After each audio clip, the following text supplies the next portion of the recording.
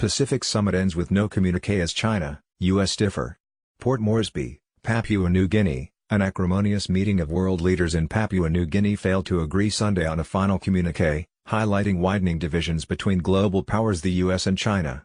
The 21 nations at the Asia-Pacific Economic Cooperation Summit in Port Moresby struggled to bridge differences on the role of the World Trade Organization, which governs international trade.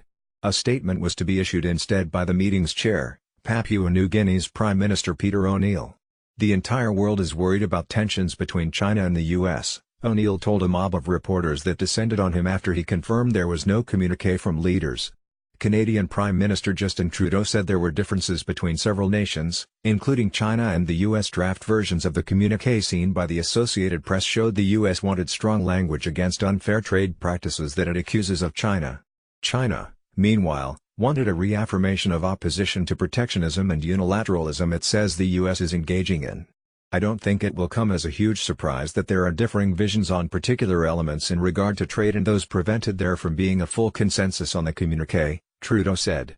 The two-day summit was punctuated by acrimony and underlined a rising rivalry between China and the West for influence in the usually neglected South Pacific.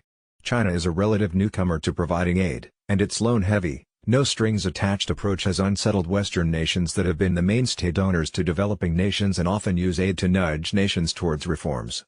Vice President Mike Pence and Chinese President Xi Jinping traded barbs in speeches on Saturday. Pence professed respect for Xi and China but also harshly criticized the world's number 2 economy for intellectual property theft, forced technology transfers and unfair trading practices. The U.S. has this year imposed additional tariffs on $250 billion of Chinese goods and Beijing has retaliated with its own tariffs on U.S. products. The world, according to Xi's speech, is facing a choice between cooperation and confrontation as protectionism and unilateralism grows. He said the rules of global institutions set up after World War II such as the World Trade Organization should not be bent for selfish agendas.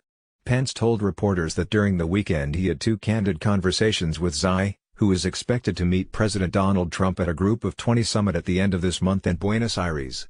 There are differences today. They begin with trade practices, with tariffs and quotas, forced technology transfers, the theft of intellectual property. It goes beyond that to freedom of navigation in the seas, concerns about human rights, Pence said. The U.S. is interested in a better relationship but there has to be change from China's side, Pence said he told Xi, who responded that dialogue is important. China's foreign ministry rejected the U.S. criticism that it was leading other developing nations into debt bondage. The assistance provided by China has been warmly welcomed by our partners in this region and beyond, Wang Xiaolong, a foreign ministry official, told the news conference. No country either in this region or in other regions has fallen into a so-called debt trap because of its cooperation with China. Give me one example, he said. In Port Moresby, the impact of China's aid and loans is highly visible. But the U.S. and allies are countering with efforts to finance infrastructure in Papua New Guinea and other island states. The U.S. has also said it will be involved in ally Australia's plan to develop a naval base with Papua New Guinea. On Sunday, the U.S., New Zealand, Japan and Australia said they'd work with Papua New Guinea's government to bring electricity to 70% of its people by 2030. Less than 20% have a reliable electricity supply. The commitment of the United States of America to this region of the world has never been stronger, Pence said at a signing ceremony.